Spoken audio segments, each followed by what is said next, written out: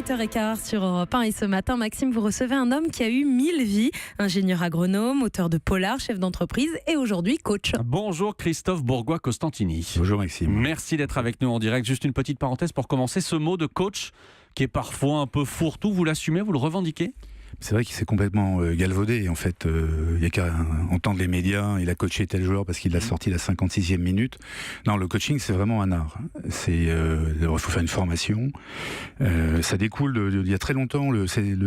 On dit le terme coach, c'était en fait le cocher. C'était comment épouser le terrain. Et on en est arrivé à ça. Donc, cette terminologie, en fait, un coach, c'est quelqu'un qui aide au développement personnel des gens. Voilà. Et vous dites c'est un art, vous êtes donc un artiste ? Quelque part, il faut avoir un petit peu d'intuition, un petit peu d'improvisation, mais oui, on peut très bien sentir chez une personne qu'on va coacher que, par exemple, elle va être attirée par plutôt l'odorat. Il va falloir plutôt travailler sur sa respiration pour faire descendre l'émotion dans le corps. Donc, il y a un peu d'intuition, mais il n'y a jamais on donne jamais d'ordre, on donne jamais de conseils. Mais pour bien poser les choses, qui fait appel à vous aujourd'hui ? Beaucoup de gens différents. Sans forcément donner de nom, j'imagine que la liste est top secrète. Mais, par exemple, j'ai un étudiant de 19 ans qui est arrivé un peu totalement catastrophé parce qu'il est en prépa HEC et le grand-père dans la famille dit celui qui ne fera pas HEC dans cette famille est un connard. Donc vous voyez un peu la pression qu'il a parce que ça se transmet de génération en génération, ce culte de la réussite, ce culte de la performance. Donc au jour d'aujourd'hui, sont des champions dans des sports très différents. Ce sont des cadres, beaucoup de femmes du reste dont j'ai l'impression que la part féminine est beaucoup plus souple, les alerte un petit peu en disant tiens, il y a quelque chose qui ne va pas, je vais essayer de comprendre ce qui me meut, où est-ce que je vais, etc. Et vous êtes là donc pour les aider à atteindre leurs objectifs et c'est pour ça qu'on a eu envie de vous inviter ce matin parce qu'une année s'achève, une autre va commencer. On s'est dit, je ne sais pas si vous confirmez que c'est le bon moment éventuellement pour faire un bilan et pour prendre quelques résolutions. C'est le bon moment, mais le coach que je suis ne donne jamais de conseils. Donc je ne peux pas donner de conseils, par contre je peux donner des pistes, effectivement, d'ouverture. Il y a quand même des bonnes nouvelles. Moi je trouve que la crise est une très très bonne nouvelle. Ah, va falloir nous expliquer ça. Mais oui, parce que dès qu'il y a la crise, donc forcément, vous êtes un peu plus fragile dans votre travail, vous vous posez des questions, et le fait de se poser des questions, ça, pour le coup, c'est être vivant. C'est de se dire, mais tiens, qu'est-ce qui m'arrive ? Au lieu d'être totalement attiré par justement toutes les nouvelles technologies, le côté artificiel des choses, etc., il faut redescendre dans son corps. Là. Mais alors vous, quand un étudiant, un chef d'entreprise, un sportif vient vous voir au début, quelles questions vous lui posez ? Alors moi je ne pose jamais de questions en fait. Jamais de questions. Non, le coach, et si vous voulez, on pose un cadre, donc ce sont des séances qui durent 1 heure et 1 heure et demie, et c'est limité dans le temps, c'est 6 mois maximum, à raison de 2 séances par mois. Et il y a une espèce de protocole, c'est-à-dire que si je dois vous coacher, Maxime, vous arriveriez chez moi ou dans un endroit neutre, et je vous dirais comment vous vous sentez ce matin. C'est déjà une question. Vous me diriez, voilà, je suis comme ça, et après je vous dirais, Maxime, quelle est votre question ?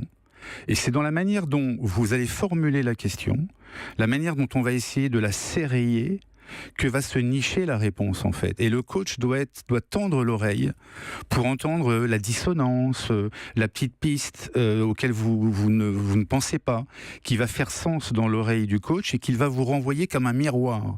Et vous allez vous dire, tiens, c'est marrant, effectivement, je pense ça, mais qu'est-ce que j'ai voulu dire ? Et on va creuser ça, chercher la pépite enfouie. Le miroir, c'est pour ça que vous tenez à une phrase plus que tout, c'est celui qui dit qui est. Phrase de récréation, quoi. J'adore cette phrase. Elle n'est pas de moi. Je l'ai apprise au cours de ma formation. Elle date de la cour de récréation. Oui. Et en fait, effectivement, la plupart des gens, quand ils sont dans la discussion, quand ils engueulent les autres, ils disent ouais, mais fais ci, fais ça. Et en fait, c'est celui qui dit qui est. C'est-à-dire que si ça pose problème, c'est que c'est vous qui avez le problème. C'est vous qui le détenez. Sinon, vous êtes plutôt dans le lâcher prise et vous dites bon, après tout, voilà. Si je vous traite d'abruti maintenant, ça vous fera rien parce que vous êtes ancré. Puis vous dites après tout, c'est qui ce type qui me traite d'abruti ? Et moi, le disant, c'est moi qui le suis. Enfin, vous voyez ce que je veux dire ? Donc, c'est celui qui dit qui est, c'est une phrase très forte. Donc, en 2018, vos auditeurs peuvent penser à ça. Se dire, mais tiens, mais après tout, là, le type m'insulte, mais en fait, le problème est chez lui. Et ça marche à peu près dans toutes les situations. Ça marche dans toutes les situations. Vous dites aussi, nous sommes tous des gagnants, tous des gens formidables. Ça, c'est la méthode Coué ? Non, on est tous des gagnants parce que je ne sais pas si vous voyez le parcours que vous avez dû faire tous les deux pour être présents là ce jour face à moi ou moi face à vous, entre les guerres, les non-dits, les enfants cachés, les maladies, tout le principe de l'évolution. On est là, vous, moi, vos auditeurs, et c'est juste extraordinaire. On vit quand même une époque magnifique. Il faut arrêter de se plaindre, il faut ouvrir un peu les yeux, arrêter de partir dans les portables, dans la perte de notre cerveau, dans le big data, le cloud. On a un corps, il faut s'en servir. On a un potentiel dans notre corps, dans notre anima, dans notre ancrage à trouver qui est juste sensationnel. Je reprends cette phrase, nous sommes tous des gagnants, tous des gens formidables, mais vous ajoutez une chose, on nous l'a fait oublier. Bien sûr, mais qui nous enlève ça de la tête ? L'école nous le fait oublier, le culte de la performance, Facebook, tous ces trucs-là où il faut se montrer, dire qu'on est le numéro 1, etc. À l'école, c'est simple. J'aime pas beaucoup Descartes. Si vous avez lu le livre qui va sortir, vous avez dû le comprendre. Soit vous êtes bon en maths, soit vous êtes nul. En Suède, on réussit jamais seul, par exemple. Le bon en dessin a autant d'importance que le bon en gym, que le bon en maths. Donc en fait, on nous a mis dans des cases. Et si vous n'êtes pas dans ces cases, vous êtes un paria quelque part. Et ça, c'est pas normal. Je trouve qu'il y a un propos très démocratique qui est on vient au monde toutes et tous avec plein d'aptitudes, mais quelque part, c'est comme si on essaie de vous le faire oublier. C'est un peu la domination des masses. On va venir au livre dans une seconde, mais juste une question pour préciser les choses encore. Vous ne pensez pas qu'on est EST ou qu'on est NAIT en étant différemment armé pour réussir du fait de notre bagage familial, de notre passé, de notre scolarité, etc. On n'est pas tous égaux. On n'est pas tous égaux, mais on a tous plusieurs aptitudes et plusieurs maîtrises. C'est vrai que l'histoire d'une famille, moi je suis passionné d'énergie transgénérationnelle. Par exemple, j'ai une très bonne oreille, elle me vient de mes 2 grands-pères qui étaient dans les tranchées, qui se prenaient des bombes tout le temps. Une fois que j'ai pris conscience de ça, je ne peux pas dire que je suis quelqu'un d'intelligent, j'ai simplement pris conscience que j'avais une très bonne oreille et j'ai compris pourquoi. Donc tout le monde est capable de ça. Mais encore une fois, on nous le fait oublier. On nous le fait oublier parce qu'on nous met des chiffres, on nous balade dans le culte de la performance au lieu d'être simplement dans la performance, on nous éloigne de notre animalité. Et je pense vraiment qu'on détient toutes et tous ça. Je l'ai vu au travers de différents témoignages. Même le meilleur poissonnier de France est un type multi-intelligent qui m'a sidéré lorsque je l'ai interviewé. Il savait faire énormément de choses, mais dans nos charts et nos espèces de cases, il rentrait nulle part. Alors vous avez effectivement interviewé une bonne dizaine, voire plus de personnalités. On retrouvera ces interviews dans un mois dans ce livre. Vous êtes 10 fois plus intelligent que vous ne l'imaginez. C'est aux éditions Ferd. Vous reprenez dans ce livre une théorie qui est assez critiquée, qui est née au début des années 80 aux États-Unis. Théorie qui dit qu'il existe plusieurs types d'intelligence. Vous dites qu'il y en a au moins 10.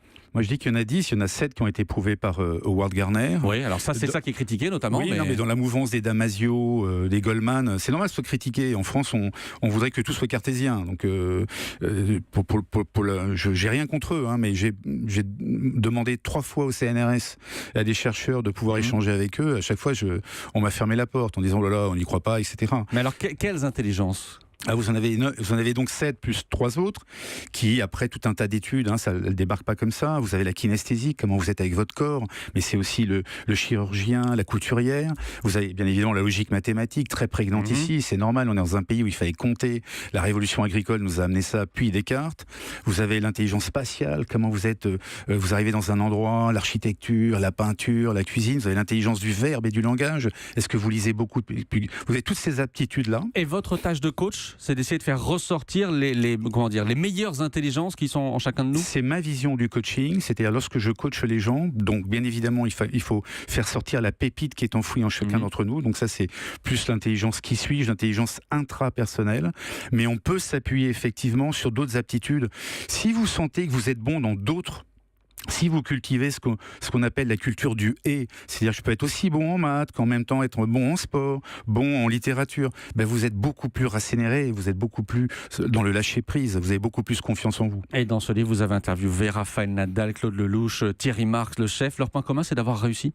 Leur point commun, c'est à chaque fois d'avoir plutôt réussi, effectivement, réussi, c'est un terme un peu générique, ils sont dans le lâcher-prise, ils ont une intuition hors norme, et quelque part, ils ont réussi à aligner les planètes à chaque fois. Et qu'est-ce que vous mettez derrière cet alignement des planètes, derrière ce mot de réussite ?